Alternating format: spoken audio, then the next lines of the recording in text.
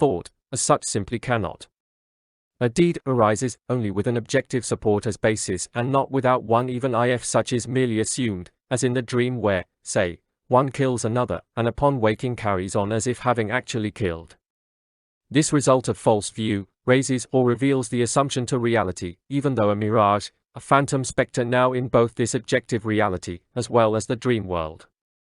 This type of thinking arises with only a, personally, untested presumption for its objective support, not without one, and sadly in most cases, habitually left beneath any discursive perusal. As intellectual acts can only refer to dharmas such as are seen, heard, felt, or known, in this unchecked thinking all results necessarily do miss the mark, and are inaccurately assumed as fact and truth, and thusly projected out onto the myriad worlds as such. Without giving an objective support as such such as is here being done in this instant, in regards to some objects intellectual acts take on defilement or obscuration quite naturally as just seen, while with regards to others, these don purification through revelations of non-objective, non-productive contemplation as pure awareness beyond any basis. Acts of will and deeds only arise with objective support, not without. Suchness thus comes to reveal itself, itself, and so neither adds to nor takes away from any dharmas whatsoever. Your heap and collection of karma, Sariputra, only reveals its true nature itself, as well. Sariputra, as the Lord describes objective supports as isolated without an inherent relation to a subject, how can an act of will arise only with objective support, and not without? Subhuti, an act of will is raised only with an objective support, and not without, in the sense one treats an actually non-existent objective support as a sign, as an objective support. In fact also the act of will is isolated, and also the sign. And so are karma formations which are conditioned by ignorance, and so all the links of conditioned co-production, up to decay and death conditioned by birth, and vice versa. Even so objective supports are isolated. The act of will is isolated from the sign which seems to cause it, and it arises only in reference to the conventional expressions current in the world. Sariputra, as in one's dream a Bodhisattva gives a gift, and dedicates it to full enlightenment, can this gift effectively called dedicated? Subhuti, we are face to face with Maitreya, the Bodhisattva, the great being. The Tathagata has predicted his supreme enlightenment. He is a direct eyewitness of this matter, he can dispose of this matter. Sariputra, Maitreya, Subhuti the elder has said, here is Maitreya, the Bodhisattva, the great being. He can dispose of this matter. Dispose of this matter, Venerable Ajita.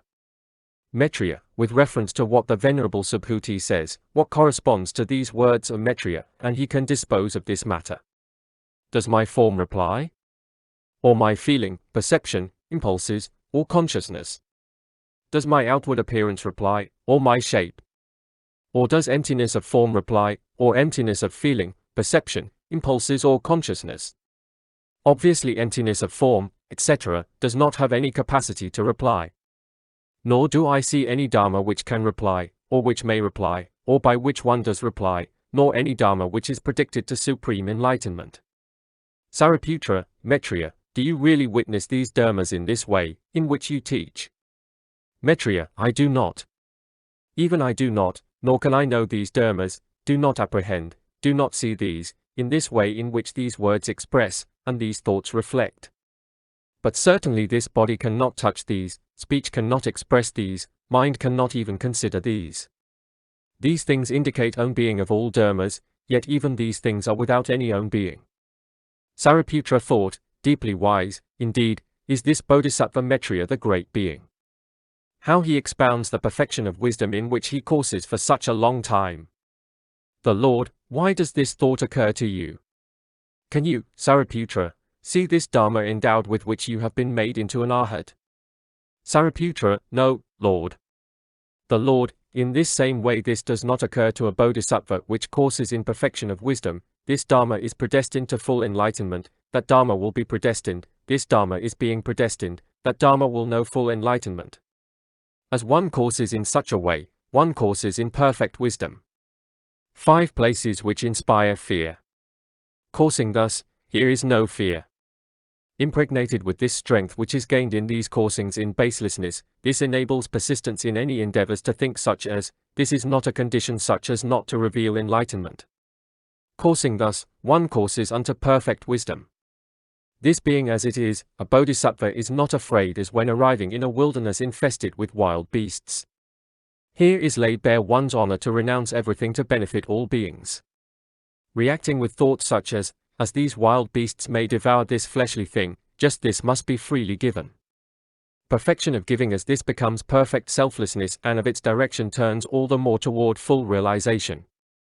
Coming to have revealed perfect luminosity, steps are taken in one's Buddha field such as are seen no animals, as these are not regarded as animals at all, and none have any concept of these as such, but rather, simply as beings living on divine food. As well, a bodhisattva is not afraid when finding one's self in a wilderness infested by robbers. As bodhisattvas find pleasure in this wholesome practice of renouncing anything such as belongings and whatever, a bodhisattva exudes non-attachment to even this body, having freely renounced all of which is necessary to life. Reacting to danger with a thought such as these beings need everything necessary to life, just this must be life's gift. As someone needs this life, here is felt no ill will, anger or fury on account of this. Against these no offensive action is taken, either by body, voice or mind. Life here is ever an occasion to bring these perfections of generosity, discipline, and patience to more limpid perfection, and clearing any and all obscurities to great perfection. As reality of great perfection, exuding such a manner in this Buddha field, a wilderness infested with robbers is in no way whatsoever possible, or even conceivable. Diligence and concentration to this realization of perfect purity in any Buddha field is so great as neither these nor any faults are known as such, or even conceivable in such. As well, in a waterless waste also a bodhisattva is not afraid. Such is neither alarmed nor terrified. This training resolves such as may result in quenching any thirst of any and all beings. Here one will not tremble as thinking that as one dies of thirst one is reborn as a preta.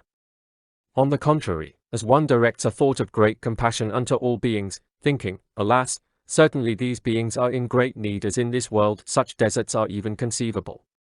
As this reality of great perfection, one sees to this in this Buddha field no such deserts exist, or are even conceivable, for such simply are not needed. One exudes suchness on any and all beings as surely these drink the most excellent water.